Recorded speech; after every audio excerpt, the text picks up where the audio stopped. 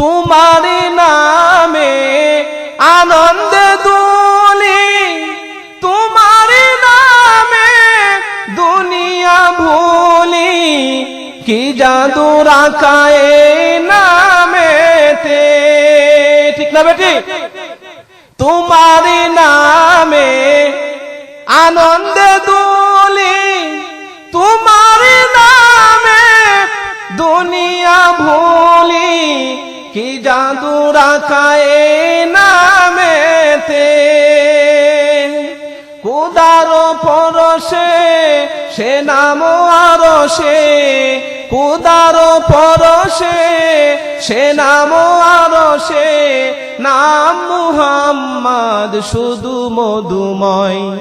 হে রাসূল বুঝি না আমি, রেখেছ বেদে মোরে কোন সুতোয় তুমি, রেখেছ বেদে মোরে কোন সুতোয়, রেখেছ বেদে মোরে কোন সুতোয় তুমি, রেখেছ বেদে মোরে কোন সুতোয়। বলেন আল্লাহু আকবার, আরো জোরে বলেন আল্লাহু আকবার।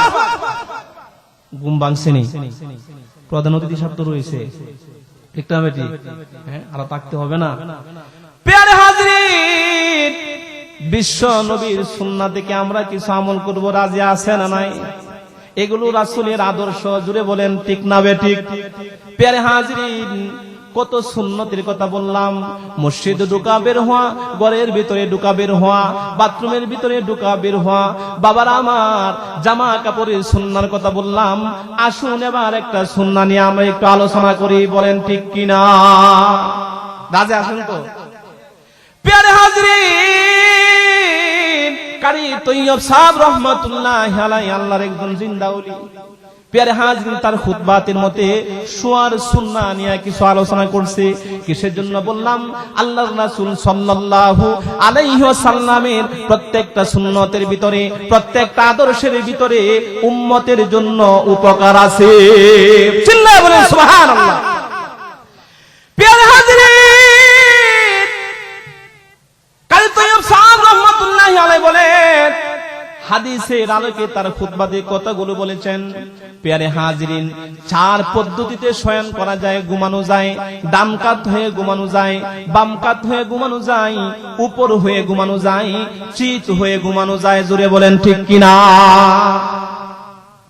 প্যারে হাজরিন, কারি তৈয়ব সাহেব রহমাতুল্লাহি আলাইহি তার খুতবাতে লিখেন, মসজিদে নববীর ভিতরে আবু হুরায়রা রাদিয়াল্লাহু তাআলা আনহু একদম উপর হয়ে ঘুমিয়ে পড়ছেন। বলেন সুবহানাল্লাহ।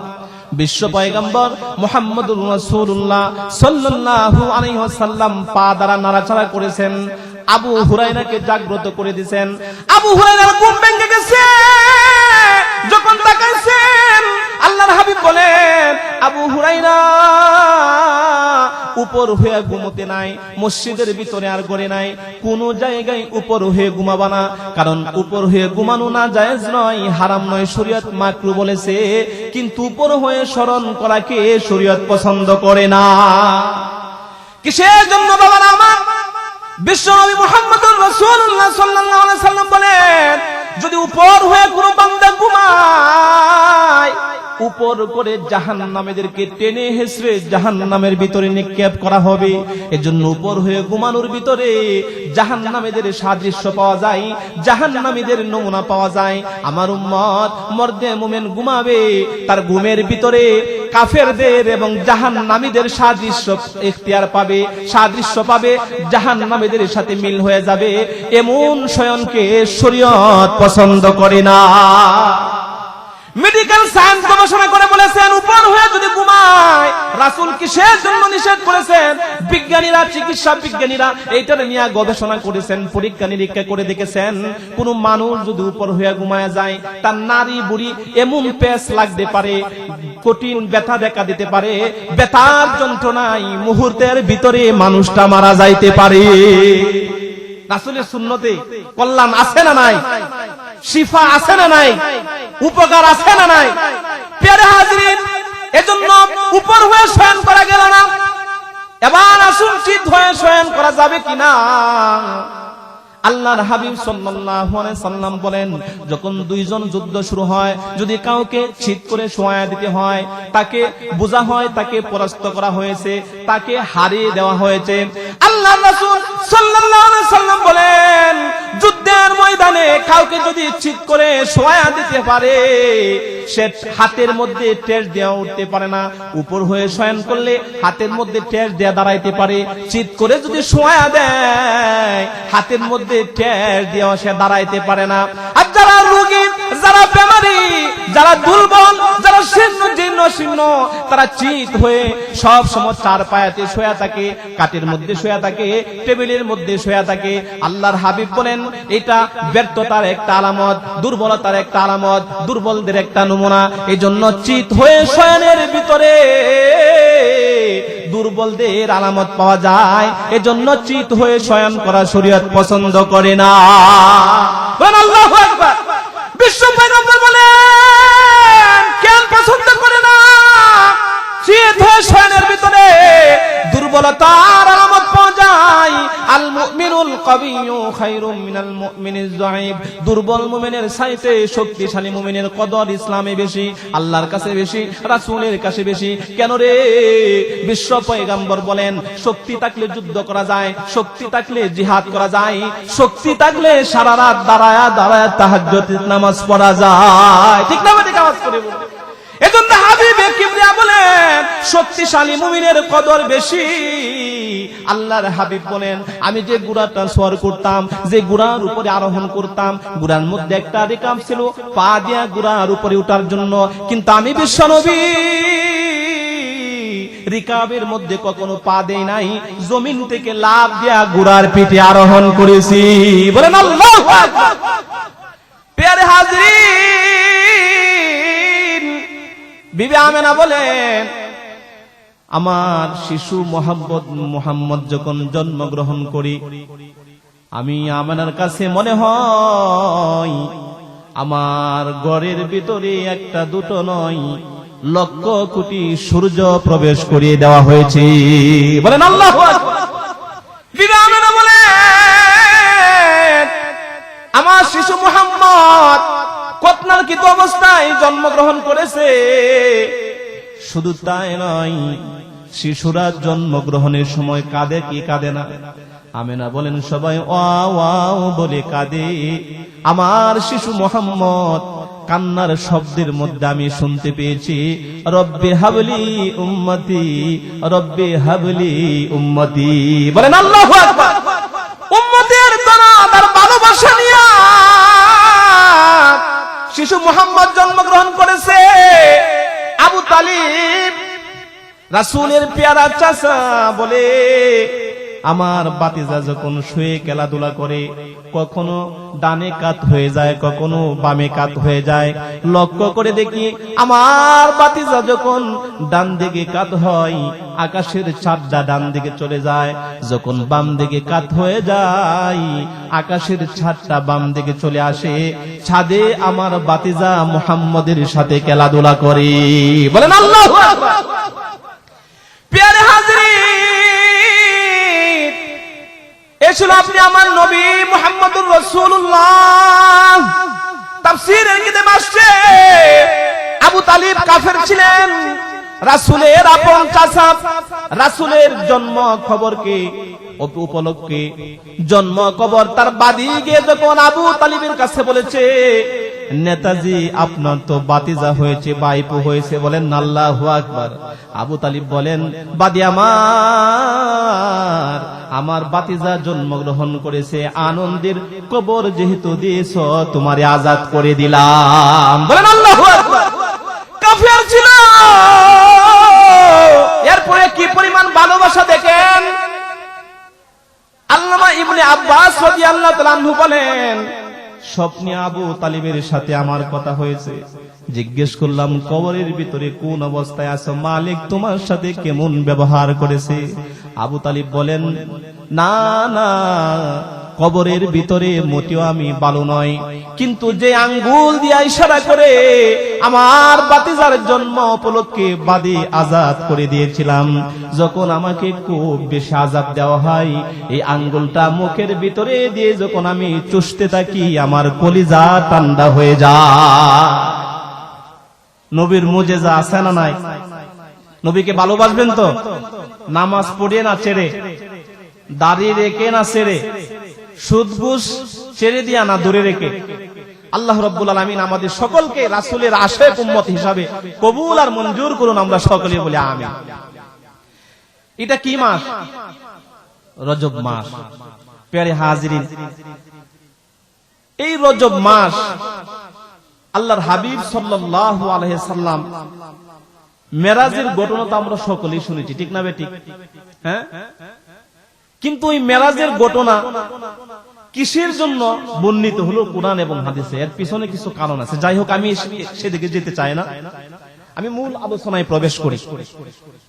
কিন্তু যেহেতু এটা রজব মাস, আমরা বেশি বেশি দোয়া পড়ব, দান সদকা করব, নফল রোজা রাখবো, আর এই দোয়া পড়ব, আল্লাহুম্মা বারিক লানা ফি রজব ওয়া শাবান ওয়া বাল্লিগনা রমাদান। বলেন না আমিন। প্রিয় হাজিরিন, রাসূল আরবি সাল্লাল্লাহু আলাইহি সাল্লামের জীবন থেকে যে আদর্শ গ্রহণ করতে হবে, এর আগে রাসূলকে চিনার মতো চিনতে হবে। আওয়াজ করে বলুন ঠিক কিনা? বাচ্চাদেরকে রাসূলের জীবনী পড়ে শোনাবেন, উস্তাদদের কাছে দিবেন, মক্তবে পাঠাবেন, মাদ্রাসায় দিবেন, আলেমদেরকে মুহাব্বত করবেন, মসজিদের ইমামদেরকে মুহাব্বত করবেন। আর না হয় এগুলো শিখবে কোথা থেকে? ঠিক না বেঠিক? আওয়াজ করে বলুন। প্রিয় হাজিরিন, রাসূল আরবীর আদর্শ থেকে কোন আদর্শ আপনি গ্রহণ করবেন? হাদিসের কিতাবে আসছে রাসূলের এমন কিছু আদর্শ আছে যেগুলো অনুসরণ করার যোগ্যতা আছে, কিন্তু কোরআন এবং হাদিসের পারমিশন নাই, ঠিক না বেটি? প্রিয় হাজিরিন, রাসূল উম্মতের প্রয়োজনে বিবাহ করেছেন 9টা। যদি আওয়াজ করে বলুন কয়টা? 9টা বিবাহ করেছেন উম্মতের প্রয়োজনে। হাদিসের কিতাবে আসছে আল্লাহর রাসূল সাল্লাল্লাহু আলাইহি ওয়াসাল্লামের দেহের ভিতরে শক্তিশালী 4000 বীর পুরুষের শক্তি ছিল। বলেন আল্লাহু আকবার। নাস্তিক ফুরিদানরা বলে মুহাব্বত নারী নবী ছিল, অনেক বিবাহ করেছে, নাউজুবিল্লাহ। এই যুবক ভাইরা, বৃদ্ধ বাবারা, রাসূল আরবি সাল্লাল্লাহু আলাইহি সাল্লামের দেহের ভিতরে 4000 বীর পুরুষের শক্তি দেওয়া ছিল।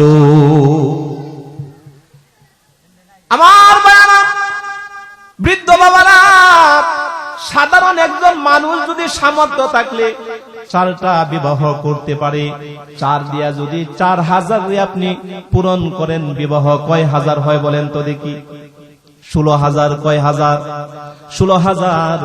আপনি আমার কলিজার টুকরা নবী 16,000 বিবাহ করার শক্তি সামর্থ্য রেখেছে। বিবাহ করছে কয়টা? মাত্র 11টা। কম করছে না বেশি করছে? নাস্তিক ফুজ্জাররা অজ্ঞ মূর্খ, এজন্য রাসূল সম্পর্কে তাদের কোনো ন্যূনতম ধারণা নাই, ঠিক না? আওয়াজ করে বলুন। প্রিয় হাজিরিন, তাহলে বিবাহের দিক দিয়ে অনুসরণ করা গেল না। হালিমাতুস সাদিয়া বলে আমার গোত্রের অনেকেই মক্কাতুল মুকাররমার ভিতরে প্রবেশ করেছে দুগ্ধের শিশু আনার জন্য, দুধের শিশু আনার জন্য, দুধ পান করাবে। আমি হালিমা তাদের সাথে দলবদ্ধ হয়ে মক্কাতুল মুকাররমার ভিতরে প্রবেশ করলাম। সবাই বাচ্চা পেয়ে গেছে। হালিমাতুস সাদিয়া বলেন আমি পাই নাই, আমাকে কেউ দেয় নাই। কারণ কি? আমি হালিমাতুস সাদিয়ার একটা দুধের বাচ্চা আছে, আমার স্তনের মধ্যে দুধ নাই, আমার উটের স্তনের মধ্যেও দুধ নাই। কিন্তু যে বিষয়টা লক্ষণীয়, হালিমাতুস সাদিয়া বলেন, প্রিয় হাজিরিন, গভীর মনোযোগ দিয়ে শুনবেন, পর্দার অন্তরালের মা ও বোনেরা গভীর মনোযোগ দিয়ে শুনবেন। হালিমাতুস সাদিয়া বলেন আমি বাচ্চা পাইনি, আর মুহাম্মদ সাল্লাল্লাহু আলাইহি ওয়াসাল্লামকে কেউ নেয়নি। নাউজুবিল্লাহি মিন যালিক। কিসের জন্য নেয়নি? বিশ্ব পয়গম্বর যখন মায়ের গর্ভে 6 মাস বয়স হয়েছে, তার পিতা আব্দুল্লাহ ইন্তিকাল করেছেন। জন্মের পরে যখন মানুষে দুধের বাচ্চা আনতে গেছে, সবাই শুনি মুহাম্মদের বাবা নাই, গার্ডিয়ান নাই, যদি দুধ পান করানোর জন্য নেই, বিনিময়ে তো আমাদেরকে টাকা পয়সা দিতে পারবে না, আমাদেরকে তো উপহার সামগ্রী কোনো কিছু দিতে পারবে না, এই জন্য টাকা পয়সার জন্য হাবিবে কিবরিয়া আপনি আমার কলিজার টুকরা নবী অবহেলিত কেউ নিতে চায় না। হালিমার স্তনে দুগ্ধ নাই, উটের স্তনের মধ্যে দুগ্ধ নাই, কেউ তাকে বাচ্চা দিতে চায় না। হালিমাতুস সাদিয়া স্বামীকে বলে, স্বামী হে, আমার দলবদ্ধ হয়ে একই গোত্রে দেখে যে অনেক লোক আসলো, সবাই তো দুধের বাচ্চা পাইছে, আমি তো পাই নাই গো স্বামী, যে বাচ্চাটা অবহেলিত, মানুষ তারে নিতে চায় না, আমি তাকে রেখে যেতে চাই না, তারে আমার সাথে নিয়ে যেতে চাই। বলেন আল্লাহু আকবার। এই ঘটনাগুলো কিসের জন্য বলা রে ভাই? ঈমান বাড়বে, ঈমান, কলিজা তরতাজা হবে, নামাজ পড়ার মন চাবে, হারাম কাজ ছেড়ে দেওয়ার মন চাবে, এই জন্য এই কথাগুলো বলা। প্রিয় হাজিরিন, হালিমাতুস সাদিয়া বলেন, শিশু মুহাম্মদকে আমি নিয়ে নিলাম, আমি যখন আমার কোলে নিলাম, আল্লাহর কসম আমার বুকের মধ্যে দুধ ছিল না, আমার বাচ্চাটা দুধ পায় না, মুহাম্মদকে কোলে নেওয়ার সাথে সাথে আমি হালিমাতুস সাদিয়ার বুক দুধে ভরপুর হয়ে গেছে। বলেন আল্লাহু আকবার। প্রিয় হাজিরিন, শুধু তাই নয়, আমার উটের দিকে তাকায় দেখি উটের পালানির মধ্যে দুধের কোনো কমতি নাই, ওদের স্তনটা দুধে ভরপুর হয়ে গেছে।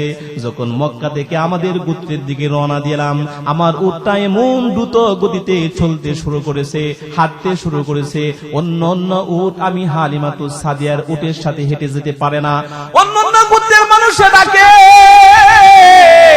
এ আবু যুয়াইবের কন্যা হালিমা, আমাদেরকে সাথে নিয়ে যাও, আমাদেরকে ফেলে যেও না, তুমি যেই উট দিয়া মক্কাতে প্রবেশ করেছিলে, এই উটটা কি সেই উটটা না?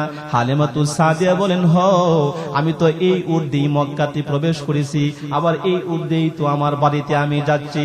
হালিমাতুস সাদিয়া বলেন, আমার গোত্রের লোকেরা, আমার বান্ধবীরা, আমার সঙ্গী সাথীরা, শোনো গো, আমি যে সন্তানটা নিয়েছি, এই সন্তানটা হলো সৌভাগ্যবান সন্তান। বলেন আল্লাহু আকবার। হালিমাতুস সাদিয়া বলেন, আমার বুক দুধে ভরপুর হয়ে গেছে, উটের স্তন দুধে ভরপুর হয়ে গেছে, বাড়িতে নিলাম, আমার বাচ্চা তৃপ্তি সহকারে দুধ পান করলো, মুহাম্মদ তৃপ্তি সহকারে দুধ পান করলো, উটের দুধ আমরা খেলাম, কিছু বিক্রি করলাম, মাঠে যখন উট ছেড়ে দিলাম, বেড়া, দুম্বা, ছাগল এগুলো ছেড়ে দিলাম, প্রত্যেকটা কি পেট ভরপুর করে আমার বাড়িতে চলে আসে, প্রত্যেকটার পালানের মধ্যে দুগ্ধ থাকে।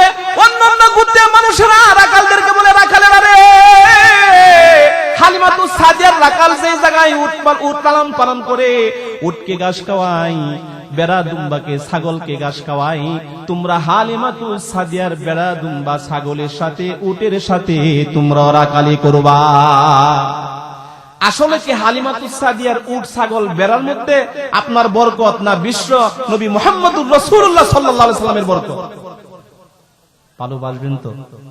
মুহাম্মদ নাম বাচ্চাদের রাখবেন তো? আহমদ রাখবেন তো? মাহির রাখবেন তো? মুহাম্মদ নাম বললে বলে বুড়া মানুষের নাম, নাউজুবিল্লাহি মিন যালিক। নবীকে ভালোবাসবেন, মিসওয়াক করবেন, সুন্নতের উপরে আমল করবেন, কলিজা ছিঁড়ে মুহাব্বত করবেন, ধনী হয়ে যাবেন, হায়াত বুলন্দ হবে, বরকতি জীবন হবে। বলেন না সুবহানাল্লাহ। প্রিয় হাজিরিন, আমেনা বলেন, আমি যখন শিশু মুহাম্মদকে নিয়ে আসলাম, আমি ধনী হয়ে গেলাম, অর্থ সম্পদে বরকত দিয়ে আল্লাহ রব্বুল আলামিন আমাকে ধনী বানায়া দিয়েছে। শুধু তাই নয়, 2 বছর দুগ্ধ পান করানোর পরে আমি আমেনার কাছে নিয়ে গেলাম, বললাম, আমেনা গো, বোন আমার, কত বাচ্চা আমি হালিমার চোখে দেখলাম, কিন্তু তোমার বাচ্চা শিশু মুহাম্মদের মতো সুন্দর বাচ্চা দেখি নাই। বলেন আল্লাহু আকবার। আমেনা বলে, হালিমা গো, তুমি কয়টা বাচ্চা দেখবা? আমি মক্কার প্রাণ কেন্দ্রে থাকি, বিভিন্ন দেশের মানুষ এই দেশে আনাগোনা করে, শহরে প্রবেশ করে। আমি আমেনা কত বাচ্চা দেখলাম, কিন্তু আমার কলিজার টুকরা মুহাম্মদের মতো সুন্দর বাচ্চা দেখি নাই। বলেন আল্লাহু আকবার। আব্দুল মুত্তালিব চলে আসছে। এই আমেনা, এই হালিমা, তোমরা তো বাচ্চা মানুষ, তোমাদের বয়স কম, তোমরা কয়টা বাচ্চা দেখেছো? আমি আব্দুল মুত্তালিবের বয়স তো 100 বছরের কাছাকাছি হয়ে গেছে। কত মানুষ দেখলাম, কত বাচ্চা দেখলাম, আমার কলিজার টুকরা নাতি মুহাম্মদের মতো সভ্য সুন্দর বাচ্চা আমি দেখি নাই। বলেন আল্লাহু আকবার। আল্লাহ রাব্বুল আলামিন জিবরাইল আদেশ করেন, জিবরাইল দৌড়া যা, আমেনার ঘরে চলে যা, আমার হাবিবে কিবরিয়ার সিরাতের আলোচনা করা হচ্ছে, যাস না, দৌড়ায় যা, তুইও কিছু বর্ণনা কর। জিবরাইল দৌড়ায় আসছে, আয়েশা বলতেছে, আমেনা, হালিমা, আব্দুল মুত্তালিব, আপনাদের কয়দিন বয়স হয়েছে? আমি জিবরাইল তো পৃথিবীর বহু মানুষ দেখেছি, বহু পয়গম্বরের কাছে গিয়েছি, আমি জিবরাইল যত মানুষ দেখেছি, যত বাচ্চা দেখেছি, আল্লাহর কসম শিশু মুহাম্মদের চাইতে সুন্দর বাচ্চা দেখি নাই। বলেন আল্লাহু আকবার। প্রিয় হাজরিন, আল্লাহ রাব্বুল আলামিন কুদ্দুস আওয়াজ দিয়া দিছে,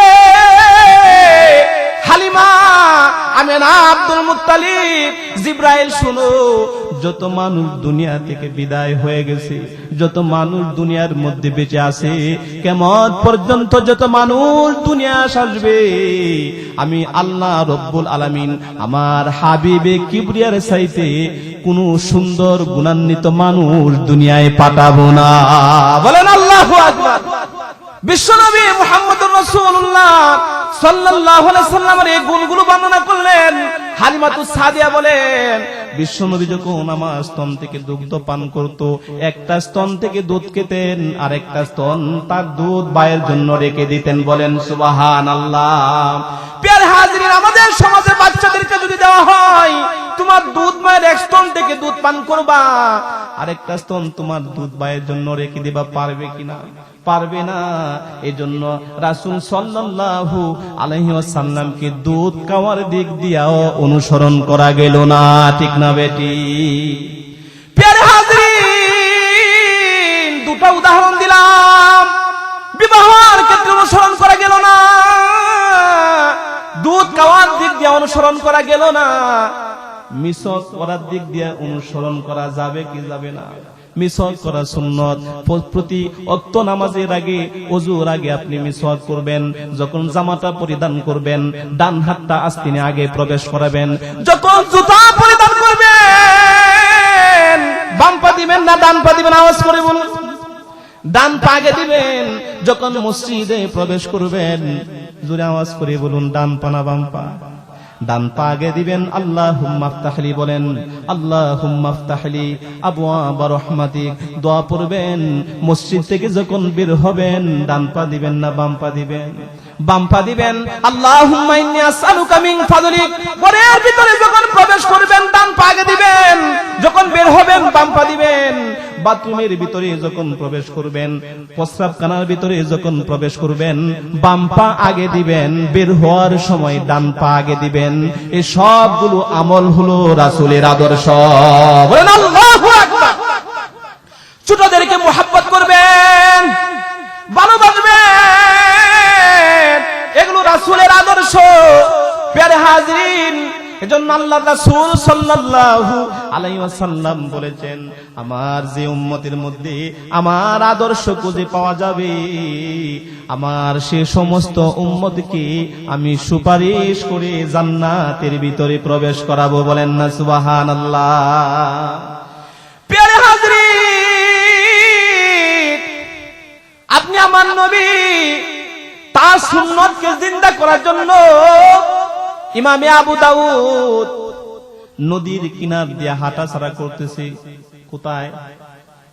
নদীর কিনার দিয়ে হাঁটাছাড়া করতেছে।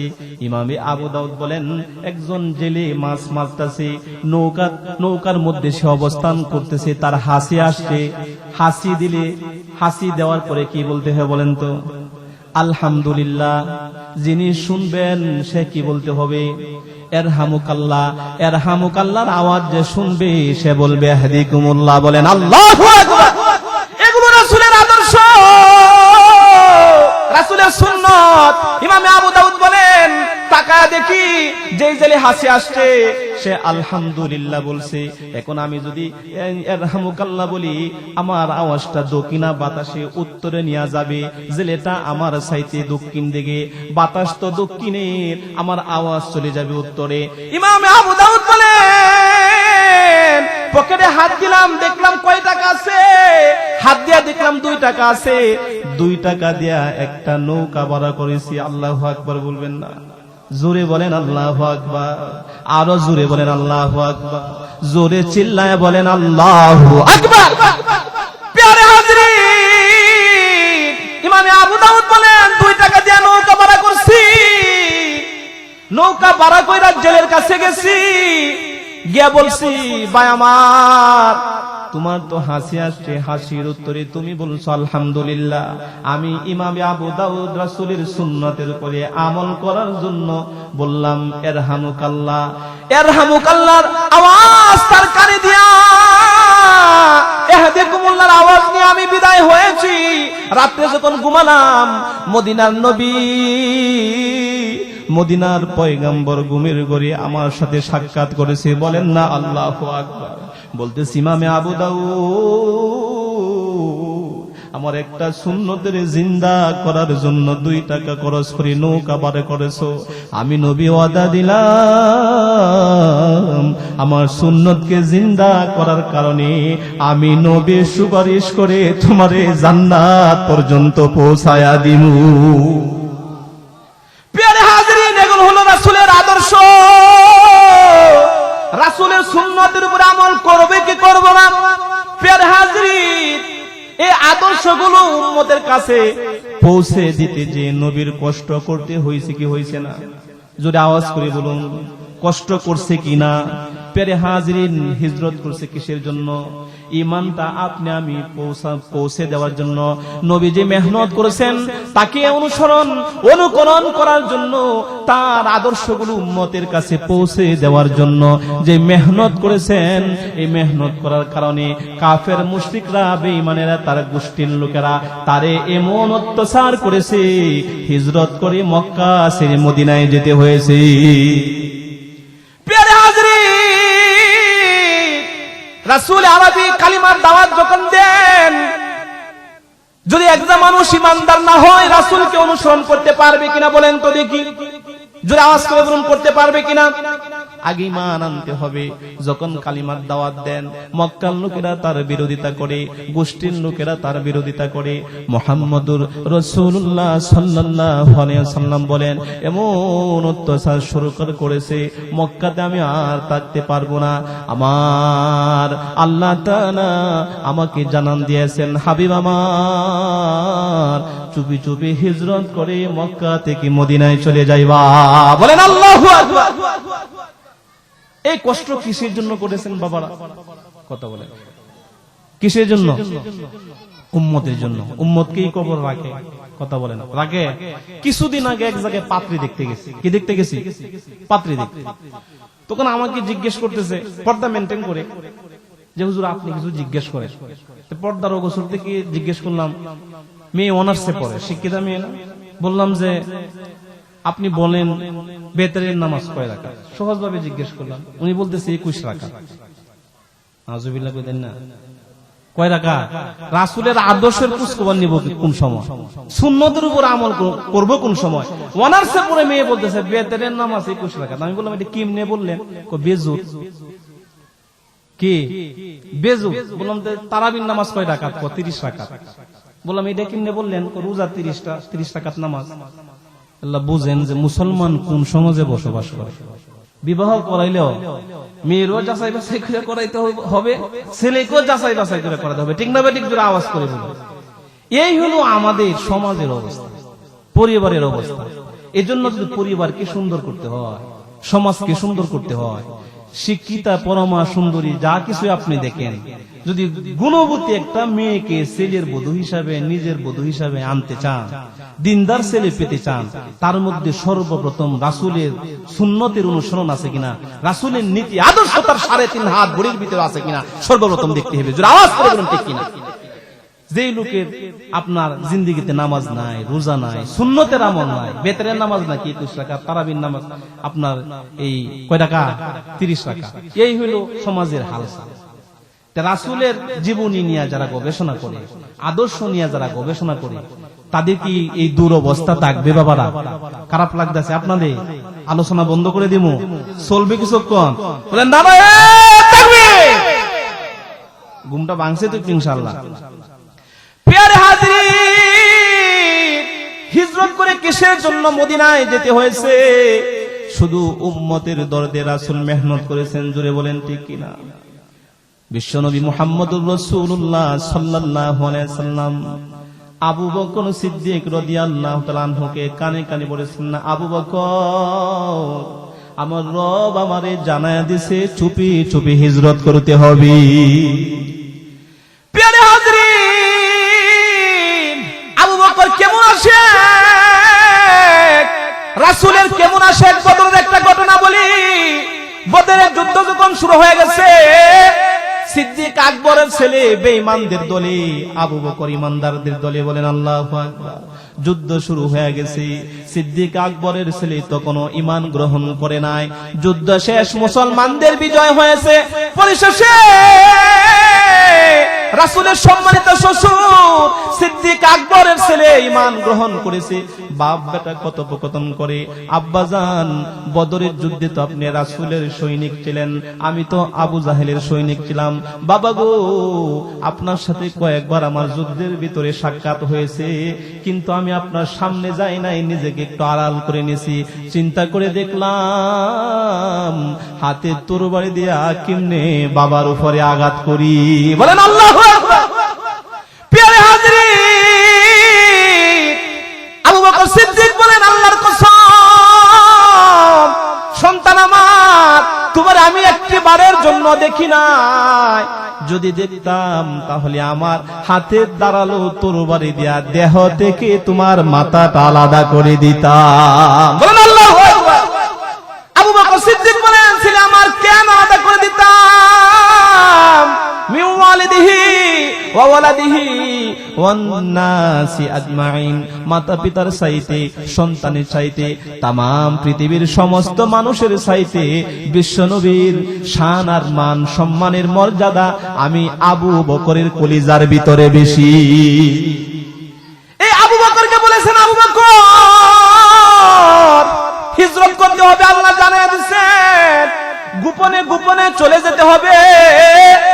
আবু বকর বলেন, আমার নবী যেদিন থেকে আমারে জানায়া দিছে, এশারের নামাজ পড়ে একটা দিনও আমি ঘুমাই নাই। আমার মেয়ে আসমারে বলে, আসমারে, বিশ্ব পয়গম্বর আমারে জানায়া দিছে হিজরত করতে হবে, সাথে কিছু শুকনো রুটি নিতে হবে, রুটি তৈরি করো। এভাবে একদিন দুদিন নয়, দীর্ঘদিন প্রস্তুতি গ্রহণ করি, এশারের নামাজ পড়ে ঘুমাই না। সিদ্দিক আকবর গাটুরি হাতে নিয়ে দরজার সামনে দাঁড়ায়া থাকি। এরা হচ্ছে আশেক রাসূল, শিক্ষা গ্রহণ করবে। প্রিয় হাজরিন, এই যে আশেক রাসূল সিদ্দিক আকবর, এই ঘটনা থেকে শিক্ষা গ্রহণ করবেন। অনেকদিন পর গভীর রজনীতে বিশ্ব পয়গম্বর চলে আসছে। আয়েশা বলতেছে, আস্তে আস্তে চুপি চুপি, আবু বকর, আজকে হিজরত করতে হবে, নীরবে চলে আসছে, আওয়াজ করো না। নবী আমার বলেন, আস্তে করে দরজার করার মধ্যে নাড়া দেওয়ার পরে আমার আবু বকর দরজা খুলে আমার সামনে হাজির হয়ে গেছে। বলেন আল্লাহু আকবার। বিশ্ব পয়গম্বর বলে, আবু বকর, পশু পাখি সব ঘুমায় গেছে রে, আস্তে আস্তে ডাক দিলাম, কেমনে তুমি শুনতে পাইলা? তুমি কি ঘুমাও নাই? আবু বকর বলে, নবী আমার, আমাদের যে জানাইছিলেন হিজরত করতে হবে, আজ থেকে 6 মাস আগে আমাকে বলেছিলেন, নবী গো, আমার কলিজার টুকরা আমার কলিজার টুকরা আসমা প্রতিদিন আপনার সাথে দেওয়ার জন্য রুটি তৈরি করে। ওগো নবীজি দেখেন না, আজকে তো সে রুটি তৈরি করছে। ওগো নবীজি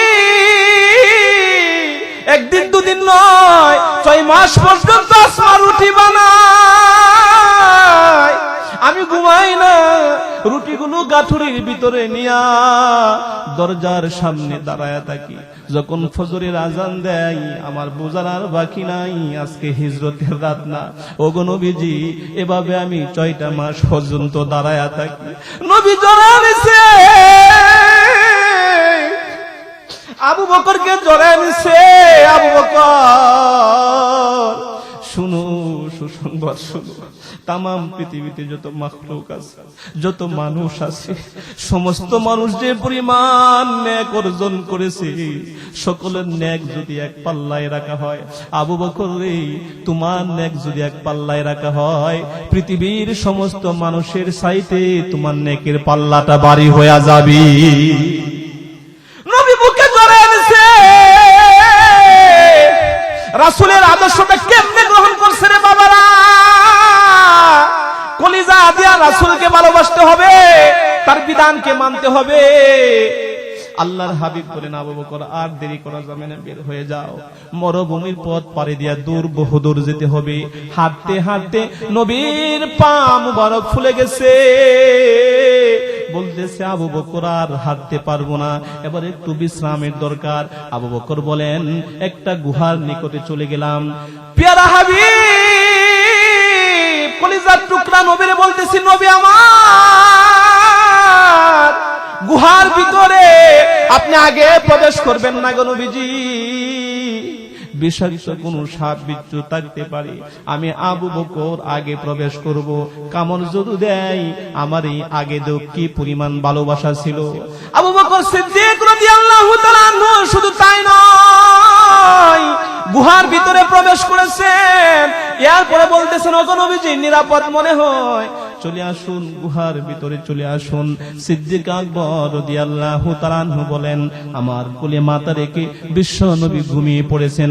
গুহা চতুর্দিকে ছোট ছোট গর্ত। আমার কাছে মনে হয় গর্তের ভিতরে বিষাক্ত কোনো প্রাণী আছে। আমার মাথার পাগড়ি ছিঁড়ে ছিঁড়ে আমি ছিদ্রগুলো বন্ধ করে দেই। একটা বন্ধ করি, অপর ছিদ্র দিয়া কি যেন বের হয় এরকম মনে হয়, আর একটা ছিদ্র বন্ধ করি। এভাবে অনেক ছিদ্র আমি বন্ধ করেছি। পাগড়ির কাপড় শেষ হয়ে গেছে, আরো ছিদ্র দেখা যায়, আরেকটা ছিদ্রের ভিতর দিয়া কি যেন বের হবে এরকম মনে হয়। আমি আবু বকর আমার কুলের মধ্যে রাসূল ঘুমিয়ে পড়েছেন। আমার পায়ের তালু দিয়া ছিদ্রটা এভাবে বন্ধ করে দিলাম। বন্ধ করানোর সাথে সাথে কিসে যেন আমার পায়ের তালুতে একটা কামড় দিয়া দিল। অল্প সময়ের ভিতরে ব্যথা শুরু হয়ে গেছে।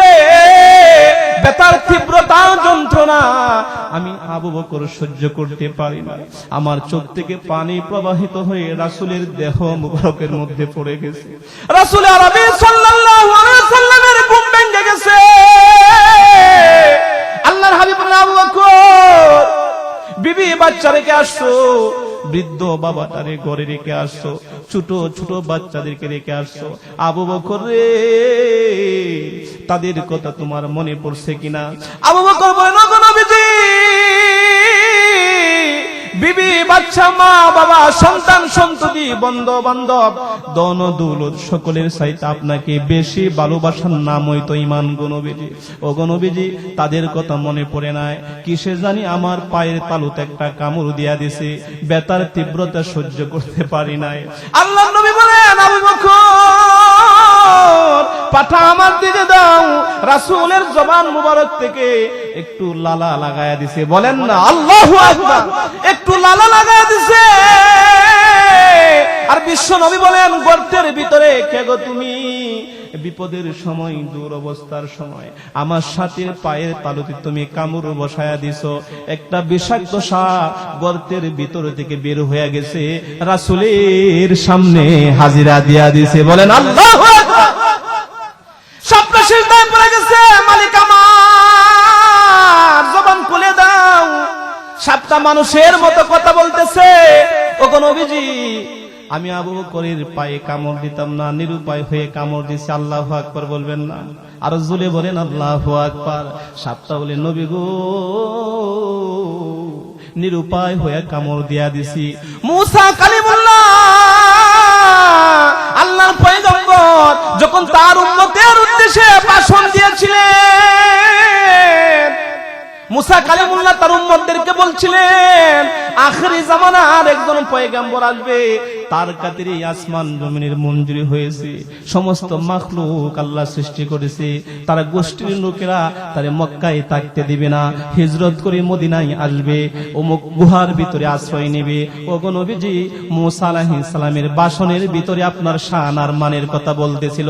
আমি পাশের একটা গর্ত থেকে শুনেছিলাম, পাশের একটা গর্তের ভিতরে আমি ছিলাম, মালিকের দরবারে আমি দোয়া করলাম, মালিক গো, আমার জন্য তো জান্নাত নাই, জাহান্নাম নাই, যে আখেরি জামানার পয়গম্বরের কথা মুসা কালিমুল্লাহ শুনাইলো, আমি সাপের হায়াত একটু বৃদ্ধি কইরা দাও, আখেরি জামানার পয়গম্বরের চেহারা না দেখায় আমারে মরণ দিও না। বলেন আল্লাহু আকবার। প্রিয় হাজরিন, রাসূলের সাথে সাপ এভাবে কথা বলতেছে, এরপরে বলে ওগো নবীজি, 2000 বছরের উপরে আমি এই গুহার ভিতরে আশ্রয় নিয়েছি, হাজার হাজার বছর অপেক্ষা করেছি আপনার সুন্দর চেহারা দেখার জন্য, নুরানি চেহারা দেখার জন্য। নবী গো, এক ছিদ্র দেয়া যায়, আবু বকর বন্ধ করে দেয়, অপর ছিদ্র দেয়া যায়, আবু বকর বন্ধ করে দেয়, আর একটা দেখলাম ট্যাঙের তালু দিয়া বন্ধ করে দিয়েছে। ওগো নবীজি, আপনার চেহারা দেখার আবেগে আর লোভে আমি আবু বকরের তালুতে কামড় দিয়া দিছি। নবী আমার, আপনি অনুমতি দিন, আমার বিষটা আমি টেনে আমার দেহের ভিতরে নিয়া আমার জীবনটা আমি আপনার সাথে আবু বকরের জন্য কুরবান করে দেই। নবী আমার বলেন, না না, তুমি তোমার গর্তের ভিতরে চলে যাও, আমার লালা মুবারকের মাধ্যমে আবু বকরের ব্যথার তীব্রতা দূর হয়ে গেছে। বলেন আল্লাহু আকবার। রাসূল সাল্লাল্লাহু আলাইহি সাল্লাম এই হিজরতটা কিসের জন্য করছেন বলেন? হ্যাঁ, উম্মতের জন্য, উম্মতকে আপনার উপহার দেওয়ার জন্য, উম্মত যেন নীতি আদর্শ রাসূলের কাছ থেকে শিখতে পারে এজন্য। আর রাসূল আরবি সাল্লাল্লাহু আলাইহি সাল্লাম কালিমার দাওয়াত দেওয়ার কারণে, রাসূলের নীতি আদর্শের কথা প্রসার করার কারণেই তো আপনার হিজরত করতে হয়েছে, ঠিক না? একটু আওয়াজ করে বলুন। রাসূল সাল্লাল্লাহু আলাইহি সাল্লাম উম্মতকে এত বেশি পরিমাণ ভালোবাসেন যে উম্মতের মধ্যে রাসূলের অনুকরণ থাকবে। আল্লাহর হাবিব সাল্লাল্লাহু আলাইহি সাল্লাম বলছেন, তারে সুপারিশ করে, শাফাআত করে আমি পেয়ারা হাবিবের সাথে জান্নাতে নিয়ে যাব। বলেন না সুবহানাল্লাহ। প্রিয় হাজরিন, এজন্য ছোটখাটো সুন্নাতের উপরে যেগুলো আমরা জানি, এগুলোর উপরে আমল করব কি করব না, জোরে আওয়াজ করে বলুন, ঠিক কিনা? ঘুমে ধরতেছে? হ্যাঁ, জোরে আওয়াজ করে বলুন তো, 2 হাত উঁচু করেন তো, নাড়াচাড়া করেন, নাড়াচাড়া করেন। আল্লাহ তাআলা আমাদেরকে কবুল করুন, সকলে বলেন আমিন। হে রাসূল, বুঝি না আমি, রেখেছ বেদে মোরে কোন সুতোয় তুমি, রেখেছ বেদে মোরে কোন সুতোয়। আমার সাথে একটু বলেন, হে রাসূল, বুঝি না আমি, রেখেছ বেদে মোরে কোন সুতোয় তুমি, রেখেছ বেদে মোরে কোন সুতোয়। জানি না গোপনে কেমন করে, জানি না গোপনে কেমন করে, হৃদয়ে গড়েছ প্রেমের বলই। হে রাসূল, বুঝি না আমি, রেখেছ বেদে মোরে কোন সুতোয় তুমি, রেখেছ বেদে মোরে কোন সুতোয়। তোমার নামে আনন্দে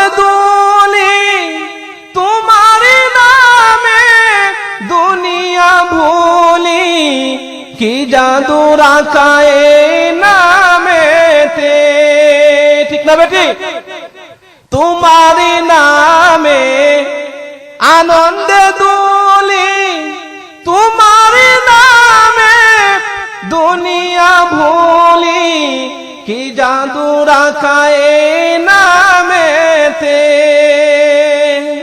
কুদার পরশে সে নাম আরশে, কুদার পরশে সে নাম আরশে, নাম মুহাম্মদ শুধু মধুময়।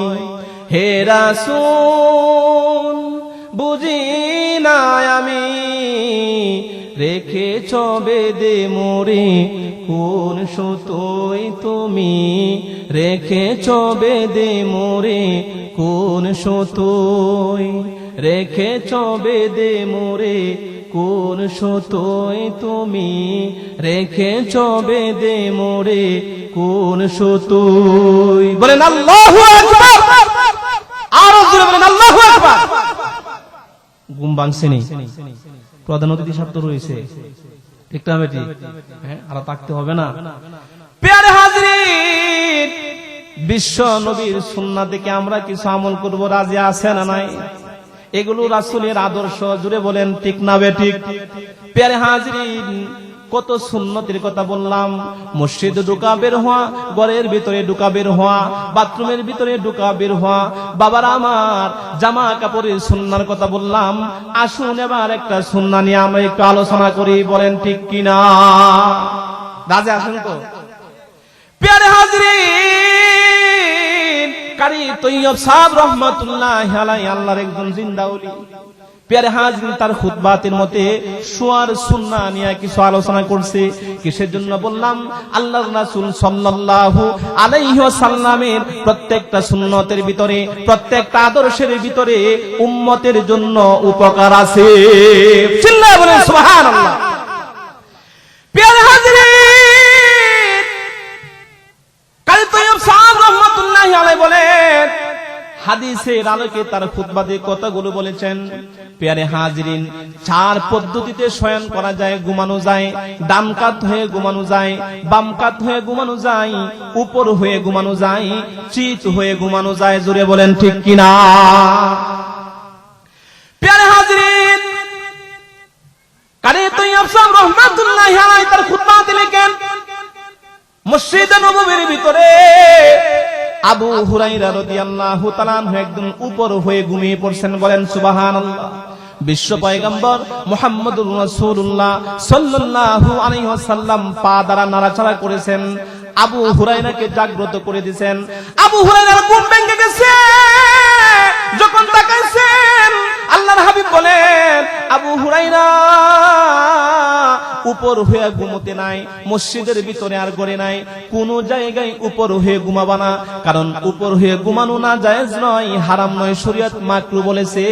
কিন্তু উপর হয়ে স্মরণ করাকে শরীয়ত পছন্দ করে না। কিসের জন্য বাবারা আমার? বিশ্বনবী মুহাম্মদুর রাসূলুল্লাহ সাল্লাল্লাহু আলাইহি ওয়াসাল্লাম বলেন, যদি উপর হয়ে কোনো বান্দা ঘুমায়, উপর করে জাহান্নামীদেরকে টেনে হেসড়ে জাহান্নামের ভিতরে নিক্ষেপ করা হবে। এজন্য উপর হয়ে ঘুমানোর ভিতরে জাহান্নামীদের সাদৃশ্য পাওয়া যায়, জাহান্নামীদের নমুনা পাওয়া যায়। আমার উম্মত মর্দে মুমিন ঘুমাবে, তার ঘুমের ভিতরে কাফেরদের এবং জাহান্নামীদের সাদৃশ্য ইখতিয়ার পাবে, সাদৃশ্য পাবে, জাহান্নামীদের সাথে মিল হয়ে যাবে। এমন শয়নকে শরীয়ত পছন্দ করে না। মেডিকেল সায়েন্স গবেষণা করে বলেছেন, উপর হয়ে যদি ঘুমায়, রাসূল কিসের জন্য নিষেধ করেছেন? বিজ্ঞানীরা, চিকিৎসা বিজ্ঞানীরা এইটা নিয়ে গবেষণা করেছেন, পরীক্ষা নিরীক্ষা করে দেখেছেন, কোন মানুষ যদি উপর হয়ে ঘুমায় যায়, তার নারী বুড়ি এমন পেশ লাগতে পারে, কঠিন ব্যথা দেখা দিতে পারে, ব্যথার যন্ত্রণায় মুহূর্তের ভিতরে মানুষটা মারা যাইতে পারে। রাসূলের সুন্নতে কল্যাণ আছে না নাই? শিফা আছে না নাই? উপকার আছে না নাই? প্রিয় হাজরিন, এজন্য উপর হয়ে শয়ন করা গেল না। এবার আসুন চিত হয়ে শয়ন করা যাবে কিনা। আল্লাহর হাবিব সাল্লাল্লাহু আলাইহি সাল্লাম বলেন, যখন দুইজন যুদ্ধ শুরু হয়, যদি কাউকে ছিট করে শোয়া দিতে হয়, তাকে বোঝা হয় তাকে পরাস্ত করা হয়েছে, তাকে হারিয়ে দেওয়া হয়েছে, আল্লাহর রাসূল সাল্লাল্লাহু আলাইহি সাল্লাম বলেন, যুদ্ধের ময়দানে কাউকে যদি ছিট করে শোয়া দিতে পারে, সে হাতের মধ্যে টের দেওয়া উঠতে পারে না, উপর হয়ে শয়ন করলে হাতের মধ্যে টের দেওয়া দাঁড়াইতে পারে, চিৎ করে যদি শোয়া দেয় হাতের মধ্যে টের দেওয়া সে দাঁড়াইতে পারে না। আর যারা রোগী, যারা বেমারি, যারা দুর্বল, যারা জীর্ণ শীর্ণ, তারা চিৎ হয়ে সব সময় চার পায়াতে শোয়া থাকে, কাঠের মধ্যে শোয়া থাকে, টেবিলের মধ্যে শোয়া থাকে। আল্লাহর হাবিব বলেন, এটা ব্যর্থতার একটা আলামত, দুর্বলতার একটা আলামত, দুর্বলদের একটা নমুনা। এই জন্য চিৎ হয়ে শয়নের ভিতরে দুর্বলদের আলামত পাওয়া যায়, এজন্য চিৎ হয়ে শয়ন করা শরীয়ত পছন্দ করে না। আল্লাহু আকবার। বিশ্ব পয়গম্বর বলেন, কেন পছন্দ করে না? চিৎ হয়ে শয়নের ভিতরে দুর্বলতার আলামত পাওয়া যায়। আল মুমিনুল কাবিয়্যু খায়রুম মিনাল মুমিনিজ যায়ীফ। দুর্বল মুমিনের চাইতে শক্তিশালী মুমিনের কদর ইসলামে বেশি, আল্লাহর কাছে বেশি, রাসূলের কাছে বেশি। কেন রে? বিশ্ব পয়গম্বর বলেন, শক্তি থাকলে যুদ্ধ করা যায়, শক্তি থাকলে জিহাদ করা যায়, শক্তি থাকলে সারা রাত দাঁড়ায় দাঁড়ায় তাহাজ্জুদের নামাজ পড়া যায়। ঠিক না? ঠিক আওয়াজ করে বলুন। এজন্য হাবিবে কিবরিয়া বলেন, শক্তিশালী মুমিনের কদর বেশি। আল্লাহর হাবিব বলেন, আমি যে ঘোড়াটা সওয়ার করতাম, যে ঘোড়ার উপরে আরোহণ করতাম, ঘোড়ার মধ্যে একটা রিকাব ছিল পা দিয়া ঘোড়ার উপরে ওঠার জন্য, কিন্তু আমি বিশ্বনবী রিকাবের মধ্যে কখনো পা দেই নাই, জমিন থেকে লাফ দিয়া ঘোড়ার পিঠে আরোহণ করেছি। বলেন আল্লাহু আকবার। আল্লাহর হাবিব বলেন, কেন আমি এরকম করলাম? আমার উম্মতেরা উতবা সাহেব আবু জাহেল দূর থেকে আমারে তাকায়া দেখতো যে মুহাম্মদ দুর্বল না শক্তিশালী, এজন্য আমি বীরত্ব নিয়া, বাহাদুরি নিয়া চলাফেরা করতাম। প্যারে হাজিরিন, আমরা তাকাব্বুরি নিয়া দেহের গর্ব করব থাকবো। যদি আওয়াজ করে বলুন ঠিক কিনা? প্যারে হাজিরিন, লাফ দিয়ে ঘোড়ার উপর উঠতাম। আবু জাহেল দেখে বলতো, মুহাম্মদের ভিতরে তেজ আছে, মুহাম্মদের ভিতরে প্রাণ আছে। এজন্য আমার নবী করিম সাল্লাল্লাহু আলাইহি ওয়াসাল্লাম বলেন, উম্মত আমার চিৎ হয়ে শয়নের ভিতরে দুর্বলদের আলামত, এটা শরীয়ত পছন্দ করে না। এভাবে শোয়া হারাম নয়। ঘুমের ভিতরে যদি উপর হয়ে যাও, চিৎ হয়ে যাও, তোমার ইখতিয়ার না, সমস্যা নাই, ইচ্ছা করে শয়ন করা যাবে না। এজন্য হাবিবে কিবরিয়া মুহাম্মদুর রাসূলুল্লাহ সাল্লাল্লাহু আলাইহি ওয়াসাল্লাম বলেন, চিৎ হয়ে শয়নের ভিতরে দুর্বলতার আলামত, ব্যর্থতার আলামত, পরাস্তদের আলামত। এজন্য চিৎ হয়ে শয়ন করা যাবে না। বাবার আমার, ভাইয়ের আমার, উপর হয়ে শয়ন করা গেল না, চিৎ হয়ে শয়ন করা গেল না। এবার আসুন আমরা বাম কাত হয়ে একটু শুয়ে যাই। বিশ্বনবী মুহাম্মদুর রাসূলুল্লাহ সাল্লাল্লাহু আলাইহি সাল্লাম বলেন, একজন মানুষ যখন বাম কাত হয়ে শয়ন করে, বাম কাত হয়ে শয়নে যায়, বাম দিকে তার কলবটাকে, তার কলবটা ঝুলন্ত অবস্থায় থাকে। প্যারে হাজিরিন, কলবটা যখনই আপনি বাম পাশ হয়ে ঘুমাবেন, ডান কাতে কলবটাকে, কলবটা এইভাবে ঝুলে থাকে। আর ঝুলে থাকার কারণে ঘুমের ভিতরে আরাম বেশি হয়। বলেন সুবহানাল্লাহ।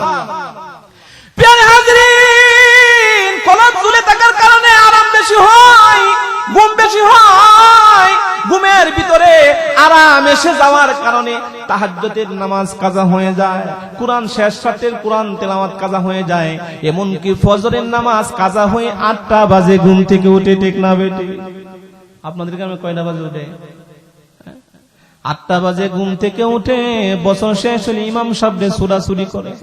বাচ্চা কোরআন শরীফ পড়তে না কেন? গার্জিয়ান যদি 8টা বাজে 7টা বাজে উঠে, মক্তবে বাচ্চা ফাড়াই পারবে? হ্যাঁ, ইমামদেরকে মুহাব্বত করবে। আমিও ঢাকা এক মসজিদের খেদমত আছি, ভালোবাসবেন, অল্প টাকা চাকরি করে হাদিয়া তুফা বেশি করে দিবেন, বেতন বাড়াবেন। এই যে আপনাদের যে ইমাম, আমার খুব মুহাব্বতের পরিচিত, আইসে দেখে চিনতে পারবেন। মুহাব্বত করবেন, ভালোবাসবেন, বাচ্চাদেরকে মক্তবে দিবেন। আপনি 8টা পর্যন্ত ঘুমায়া ইমাম সাহেবের উপরে তুফান জারি করবেন, নূহ আলাইহিস সালামের প্লাবন তৈলা দিবেন। ঠিক না বেটা? আওয়াজ করে বলুন। সকাল সকাল বাচ্চাদেরকে পাঠাবেন। প্যারে হাজিরিন, বিশ্ব পয়গম্বর মুহাম্মদুর রাসূলুল্লাহ সাল্লাল্লাহু আলাইহি সাল্লাম বলেন, ডান কাত হয়ে যখন ঘুমায় তার ঘুমের ভিতরে আরাম বেশি হয়, তাহাজ্জুদ ছুটে যায়, ফজরের নামাজ কাজা হয়ে যায়। সাইয়্যিদানা মুআবিয়া রাদিয়াল্লাহু তাআলা আনহু বলেন, একদিন আমি ঘুমালাম, ঘুমের ভিতরে আরাম বেশি হয়ে গেছে, তাহাজ্জুদের নামাজ ছুটে গেছে। সারাদিন ওহী লেখক সাহাবী খাতাবে ওহী মুআবিয়া রাদিয়াল্লাহু তাআলা আনহু কান্নাকাটি করেছেন, প্রভু গো, তুমি মনো আমারে অপছন্দ করেছো, তাহাজ্জুদ ছুটে গেছে, তুমি মনো আমারে অপছন্দ করেছো, কিসের জন্য তাহাজ্জুদ ছুটে গেছে? মুআবিয়া রাদিয়াল্লাহু তাআলা আনহু বলেন, শয়তান ঘুমের ভিতরে একটু ওয়াসওয়াসা ঢেলে দিয়েছে। বলেন নাউজুবিল্লাহ। সাহাবীর ঘুমের ভিতরে যদি ওয়াসওয়াসা ঢেলে দেয়, আপনি আমি তো ওযু আর নসু, ওযু নাই, গোসল নাই, ঘুমানোর দোয়া নাই, সুন্নত তরিকা নাই, শয়তান শুধু ওয়াসওয়াসা দিবে না, গলাগুলি কইরা বলবে, আ তুই আমার ভাই, একসাথে ঘুমাই। কথা কোনা ঠিক না ভাই? বলবে যে একসাথে ঘুমাই। প্রিয় হাজরিন, মুআবিয়া বলেন, সারা রাত সারা দিন কান্নাকাটি করেছি। আল্লাহ রাব্বুল আলামিন গায়বী ভাবে জিবরাইলের মাধ্যমে জানিয়ে দিয়েছেন, আমার মুআবিয়ার তাহাজ্জুদ নামাজ কাজা হয়ে যাওয়ার কারণে কান্নাকাটি করেছে। 1 মাস 1000 বছর দিন, 1000 বছর দিন, 1 মাস অসংখ্য অগণিত দিন, অনেকগুলো বর্ণনা আসছে। আল্লাহ রাব্বুল আলামিন জানায়া দিয়েছেন, দীর্ঘদিন তাহাজ্জুদ পড়লে যে সওয়াব হবে, আমার মুআবিয়া তাহাজ্জুদের নামাজ কাজা হয়ে যাওয়ার জন্য যে কান্নাকাটি করেছে, আমি আল্লাহ রাব্বুল আলামিন তার মর্যাদা আরো বুলন্দ করে দিয়েছি। বলেন আল্লাহু আকবার। পরের দিন শয়তান চলে আসছে, মুআবিয়ার হুজরাত প্রবেশ করেছে, বুড়া আঙ্গুলে ধরে নাড়াচাড়া করতেছে, হুজুর উঠেন, তাড়াতাড়ি ঘুম থেকে উঠেন। মুআবিয়া বলেন, কে গো তুমি, অনুমতি ছাড়া আমার রুমে প্রবেশ করেছো? অনুমতি ছাড়া কারো রুমে যাওয়া যাবে?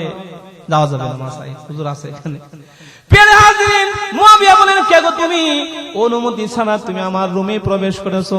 বলতেছে, হুজুর আমি শয়তান, আপনারে জাগ্রত করতে আসছি তাহাজ্জুদের নামাজ পড়ার জন্য। বলেন আল্লাহু আকবার।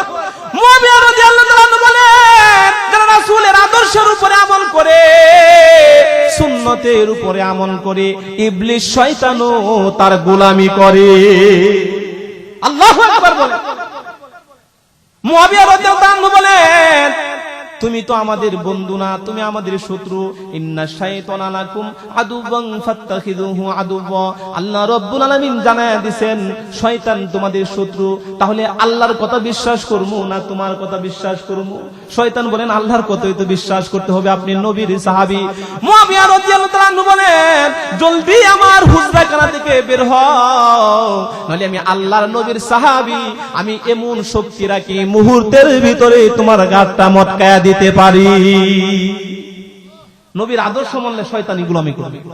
প্রিয় হাজরিন, মুআবিয়ার এই ঘটনা থেকে প্রমাণ হলো, ডান কাত হয়ে ঘুমালে তাহাজ্জুদ ছুটে যাবে, শেষ রাত্রে আমল ছুটে যাবে, ফজরের নামাজ কাজা হয়ে যাবে।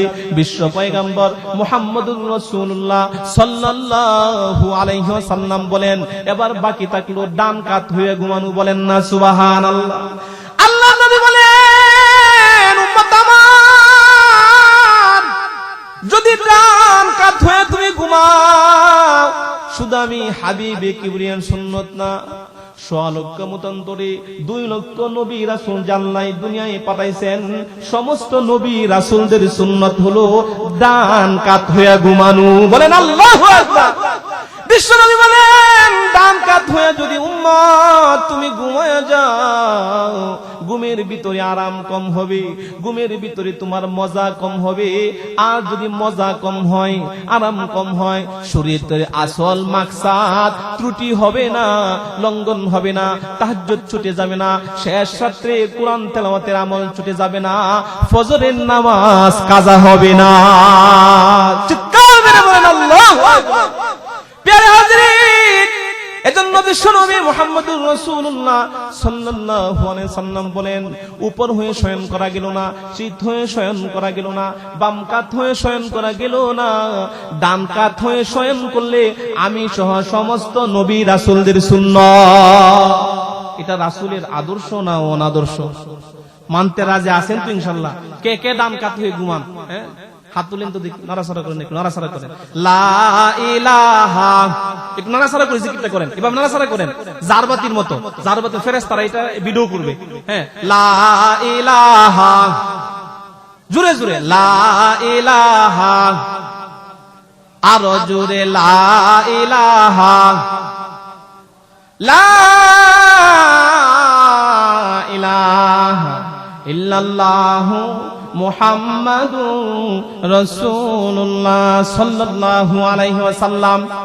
প্রিয় হাজরিন, রাসূলের আদর্শ থেকে আমরা যদি আদর্শ গ্রহণ করতে পারি, আল্লাহর রাসূল বলেন আমি সুপারিশ করে আমার আদর্শিত উম্মতদেরকে জান্নাতে পাঠায়া দিব।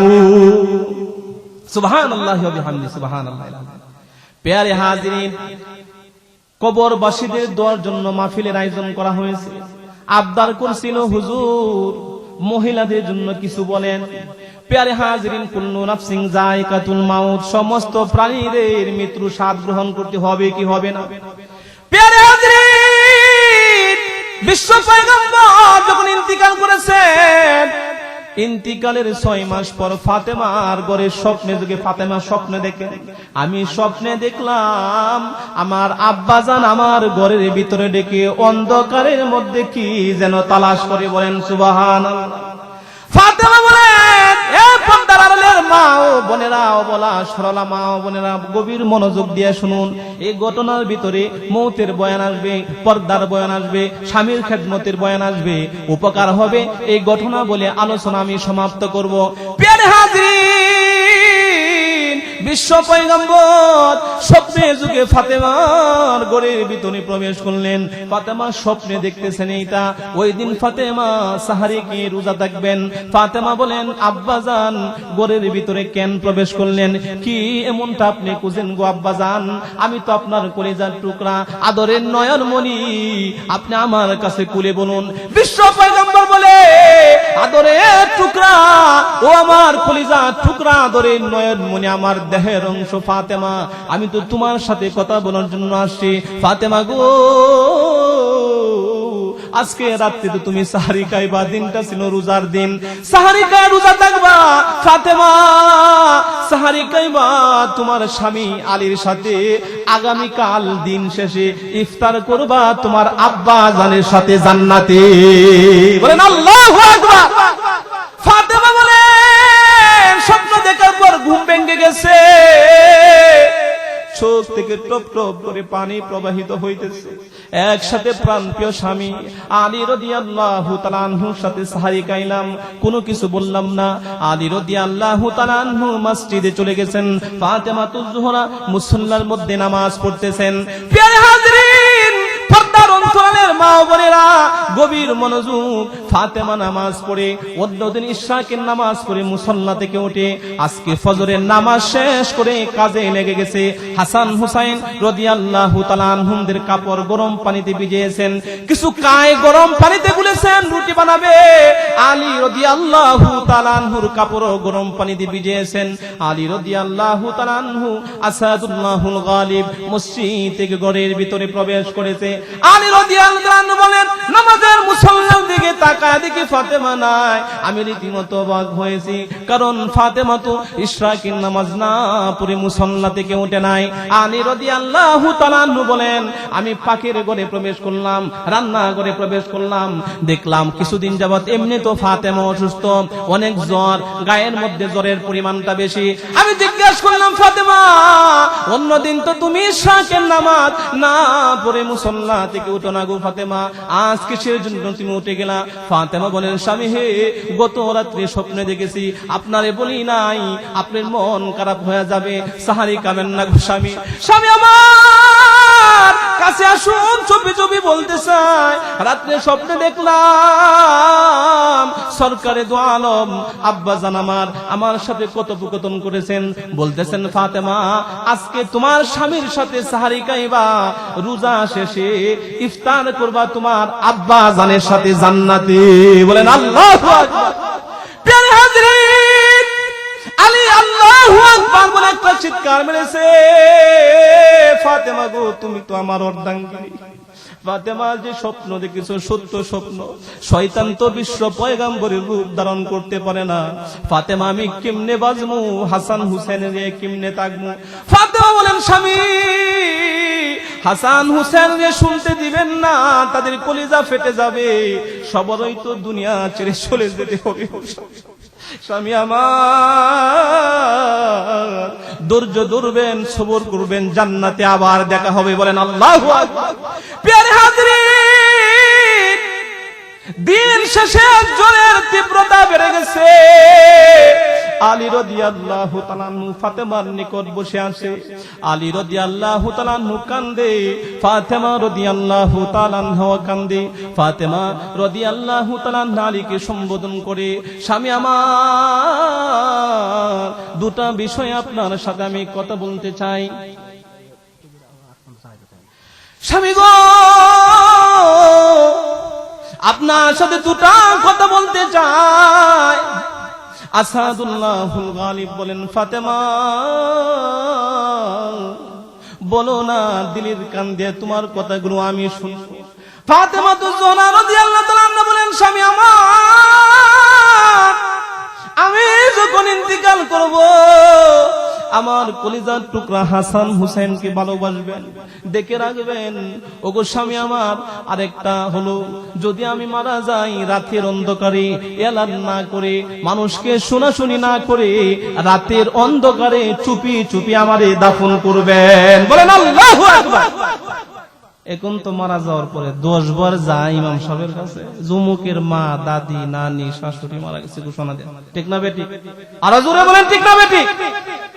মেয়েদের বিষয়ে ঘোষণা দেওয়ার বিষয়ে মুফতি সাহেবদের কাছ থেকে আগে ফতোয়া নেবেন।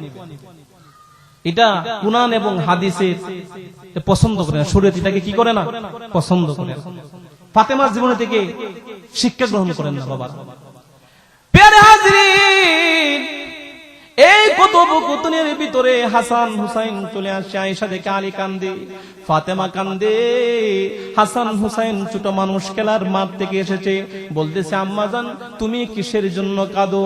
বাবা তুমি কিসের জন্য কাঁদো? প্রিয় হাজরিন, ফাতেমা জোহরা রাদিয়াল্লাহু তাআলা আনহা বলেন, সন্তানেরা তোমরা এখন আমার আর বিরক্ত করো না, আমি তো অসুস্থ, তোমরা দুজন তোমার নানা জানের কাছে চলে যাও। বলেন আল্লাহু আকবার। প্রিয় হাজরিন, প্রশ্ন জানতে পারে হুজুর নানা জানের কাছে কেমনে যাইবো? সে তো দুনিয়ায় নাই, রওজার ভিতরে, ঠিক না বেটি? রওজার ভিতরে রাসূল জিন্দা না মুর্দা? জোরে আওয়াজ করে বলুন, জিন্দা না মুর্দা? জিন্দা। বলেন সুবহানাল্লাহ। হাসান হুসাইন দৌড়ে চলে গেছে, রওজার উপরে উঠা গেছে। রোজার বাহির থেকে হাসান হুসাইন নবীজির সাথে কথা বলে, নানার সাথে কথা বলে। হাবিবে কিবরিয়া মুহাম্মদুর রাসূলুল্লাহ সাল্লাল্লাহু আলাইহি সাল্লাম রোজার ভিতর থেকে হাসান হুসাইনের সাথে কথা বলে। সিরাতের কিতাব আসছে শত শত মানুষ রাসূলের রওজা জিয়ারত করে, রাসূলের কথা কেউ শুনে না, কিন্তু হাসান হুসাইন রাসূলের কথা শুনে। হাসান হুসাইনের কথাও রাসূল আরবি রওজার ভিতর থেকে শুনে। আল্লাহু আকবার। প্রিয় হাজরিন, নবী আমার ডেকে ডেকে বলেন, নানা ভাইরা তোমরা কিসের জন্য আসলা? এই অসময়ের ভিতরে কিসের জন্য আসলা গো? দৌড়ায় ঘরের ভিতরে চলে যাও। হাসান হুসাইন বলে, নানা জান আমাদের যখন খিদা পেত আপনার চেহারা দেখলে আমাদের খিদা মিটে যেত। বলেন না সুবহানাল্লাহ। নানা জান আপনি যখন নামাজ পড়তেন আমরা লাভ দিয়ে আপনার উপরে ওইটা আপনার ঘোড়া বানায় আমরা পরিচালনা করতাম। বলেন না সুবহানাল্লাহ। নানা গো এক ঘর থেকে যখন অন্য ঘরে যাব অন্ধকারের জন্য রাস্তা দেখি না, আপনি যখন মুস্কি হাসি মারতেন হাজারটা সূর্যের আলোয় আলোকিত হয়ে যাইতো। বলেন সুবহানাল্লাহ। নানা দুনিয়ায় নাই, রোজার ভিতরে চলে আসেন। আমাদের মা হয়তো আমাদেরকে বলেছে এখানে চলে আসার জন্য। আমার ভাইরা পর্দার অন্তরালের মা ও বোনেরা, বিশ্বনবী মুহাম্মদুর রাসূলুল্লাহ সাল্লাল্লাহু আলাইহি সাল্লাম বলেন, হাসান হুসাইন ভাইরা আমার, আর দেরি করবা না, দৌড়ায় যাও, ঘরের ভিতরে যাও, মায়ের চেহারাটা বেশি বেশি তাকায়া তাকায়া দেখো। আজকের দিনের পরে তোমার আম্মা জানকে তোমরা আর পাইবা না। বলেন সুবহানাল্লাহ। প্রিয় হাজরিন, দৌড়া হাসান হুসাইন ছোট মানুষ ঘরের ভিতরে চইলা গেছে, গিয়া দেখে এখনো ফাতেমা কান্দে, আসাদুল্লাহুল গালিব কান্দে। হাসান হুসাইন জড়ায় ধরে বলে, মা গোপন রাখলে আর কাজ হবে না, নানা জান আমাদেরকে বলে দিছে আপনার চেহারাটা বেশি বেশি দেখার জন্য। বলেন আল্লাহু আকবার। প্রিয় হাজরিন, ফাতেমাতুজ জোহরা সাইয়্যিদা শাবাব আহলিল জান্নাহ ছেলেদেরকে জড়ায় ধরে কপালে চুম্বন করে, গালের ভিতরে চুম্বন খায়। আসাদুল্লাহুল গালিব আলী রাদিয়াল্লাহু তাআলা আনহুকে বলে, স্বামী আমার সন্তানদেরকে দেখে রাখবেন। ওগো স্বামী, জীবদ্দশায় আপনি আমারে মাফ করে দেন, আমি তো আপনার সেবা যত্ন করতে পারি না। গো স্বামী, আপনি আমার জীবন দশায় বলেন না আমাকে ক্ষমা করে দিয়েছেন। আলী রাদিয়াল্লাহু তাআলা কান্দে, ফাতেমা গো, আমি তো তোমার উপযুক্ত ছিলাম না, আল্লাহর রাসূল সাল্লাল্লাহু আলাইহি সাল্লাম দয়া করে তোমাকে আমার ঘরে বিবাহ দিয়েছে। দীর্ঘ দাম্পত্য জীবনে তোমাকে ভালো একটা কাপড় দিতে পারি নাই, ভালো খাবার পরিবেশন করতে পারি নাই। ফাতেমা, তোমার জীবদ্দশায় তুমিও আমারে বলো না আমারে ক্ষমা করছো কিনা। বলেন আল্লাহু আকবার। প্রিয় হাজরিন, এ পর্দার অন্তরালের মা ও বোনেরা, ফাতেমার জিন্দেগি একটু তাকায় দেখেন, স্বামী স্ত্রীর মধ্যে কি পরিমাণ ভালোবাসা ছিল, কি পরিমাণ মুহাব্বত ছিল। আলী বললেন, তোমাকে ক্ষমা করে দিছি।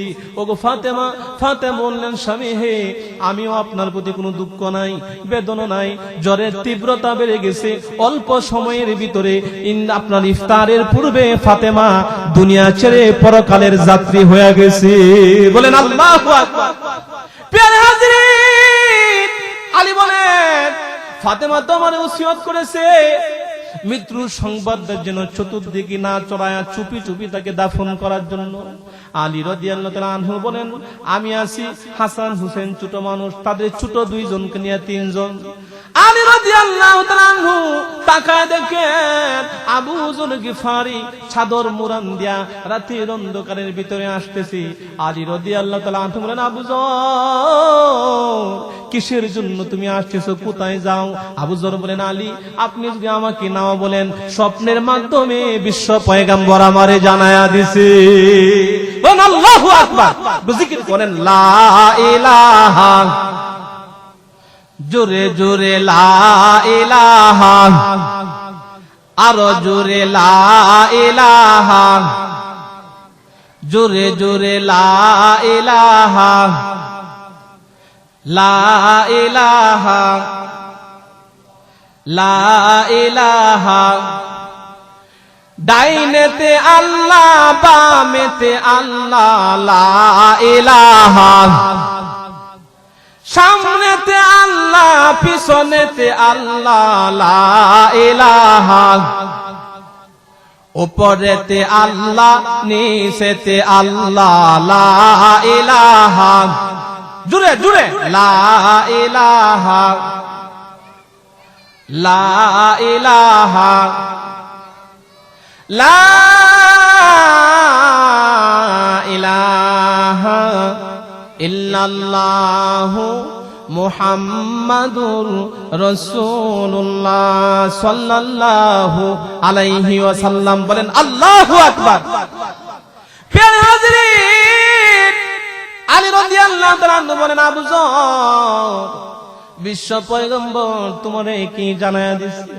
আবু যর বলেন, স্বপ্নে দেখলাম বিশ্ব পয়গম্বর বলতেছে, আবু যর, একদিন দুদিন নয় 10টা বছর তুমি আমার খেদমত করেছো।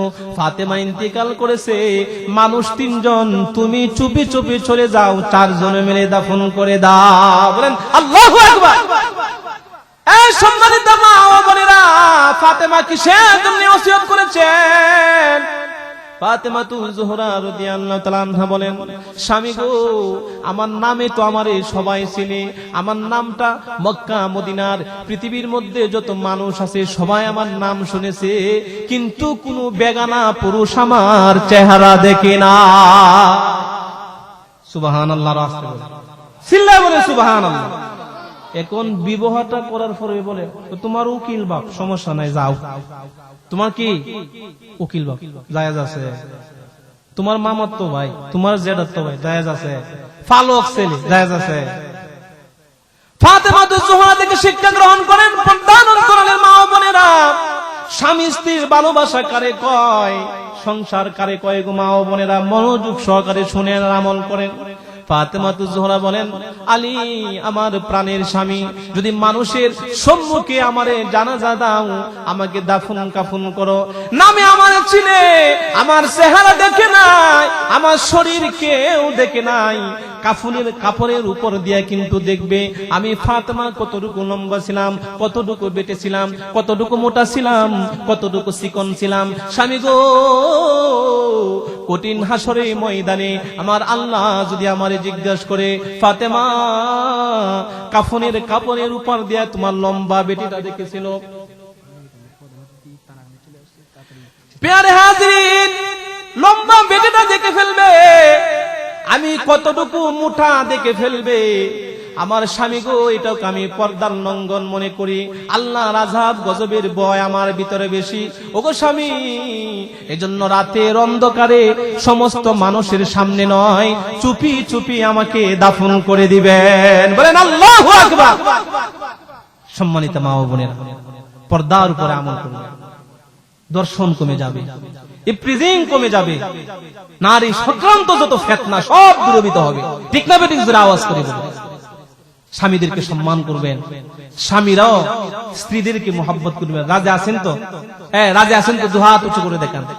রাসূল আরবি সাল্লাল্লাহু আলাইহি সাল্লাম তার স্ত্রীদেরকে মহব্বত করছেন তো? জোরে বলেন আমিন। এটা রাসূলের একটা আদর্শ। প্রিয় হাজিরিন, প্রধান অতিথি সাহেব কাছে আসছেন, আপনারা আর একটু সময় ধৈর্য সহকারে বসবেন তো। আল্লামা কিফায়াতুল আজহারী সাহেব সারা বাংলাদেশের একজন সুপরিচিত বক্তা, তার কত আপনারা শুনবেন।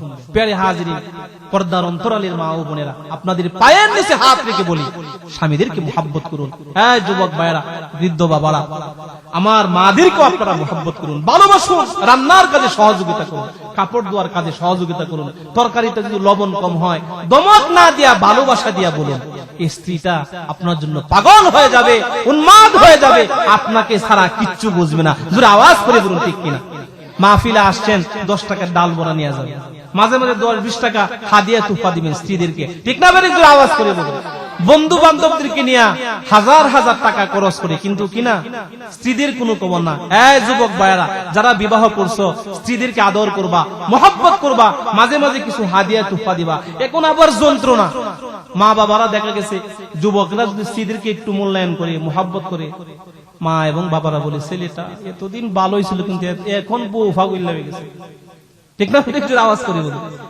হ্যাঁ মা ও বোনেরা, আপনার নিজের দিকে একটু ফিকির করবেন। আপনি যখন যুবতী ছিলেন, আপনার স্বামী যখন যুবক ছিল, যখন আপনাকে এড়িয়ে চলতো, আপনার কলিজায় ধাক্কা লাগতো। আওয়াজ করে বলুন ঠিক কিনা? মা বাবাকে ছেড়ে তাজ মনে করে সারা জীবন গোলামি করতে হবে। হ্যাঁ যুবকরা, রাজি আছে তো তোমরা? মা বাবার সেবা যত্ন করতে হবে, মহব্বত করবা, বেয়াদবি করবা না, সাবধান, যন্ত্রণার কোনো কথা বলবা না, কিন্তু স্ত্রীদেরকে স্ত্রীদের জায়গায় রেখে মহব্বত করতে হবে। জোরে আওয়াজ করে বলুন ঠিক কিনা? প্রিয় হাজিরিন, এজন্য ফাতেমাতুজ জোহরা রাদিয়াল্লাহু তাআলা আনহার ঘটনা থেকে কিন্তু আমরা দাম্পত্য জীবনের একটা আদর্শ খুঁজে পেলাম। জোরে আওয়াজ করে বলুন ঠিক কিনা? এজন্য চরটিকের মা ও বোনেরা, স্বামীর খেদমত করবেন, বাচ্চা কাচ্চাদের যত্ন নেবেন। ঠিক না বেঠিক? জোরে আওয়াজ করে বলুন। এখন তো মোবাইল লাগাইছে,